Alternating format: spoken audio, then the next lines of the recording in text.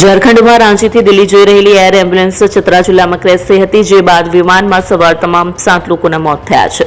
રેડબર્ડ Airways private લિમિટેડના વિમાને રાંચી એરપોર્ટથી સાંજે 7:11 વાગ્યે ઉડાન ભરી હતી, જે બાદ પ્લેન ચતરામાં ક્રેશ થઈ ગયું.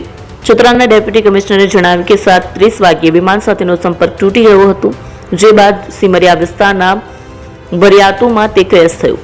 વિમાનમાં સવાર તમામ 7 લોકોના મૃતદેહની ઓળખ થઈ ગઈ છે કે કેમ. રાંચીથી દિલ્હી જઈ રહ્યું હતું વિમાન. નોંધનીય છે કે સંજય કુમારના એક દર્દી 65% દાઝી ગયા. રાંચીની દેવકમલ હોસ્પિટલમાં તેમની સારવાર ચાલી રહી હતી, જે બાદ તેમની વધુ સારવાર માટે દિલ્હી જ લઈ જવાનો નિર્ણય લેવામાં આવ્યો. પાયલોટે કેમ કરી હતી રૂટ બદલવાની માંગ. રાંચી એરપોર્ટના ડાયરેક્ટર વિનોદ કુમારને પ્લેન ક્રેશ પાછળ ખરાબ વાતાવરણ કારણભૂત હોવાની આશંકા છે. અધિકારીઓએ જણાવ્યું કે ખરાબ વાતાવરણના કારણે પાયલોટે રૂટ બદલવા વિનંતી કરી હતી. પાયલોટે કોલકાતા એટીસીને રિક્વેસ્ટ કરી હતી, જોકે તે બાદ 7:34 વાગ્યે વિમાનનો સંપર્ક તૂટ્યો.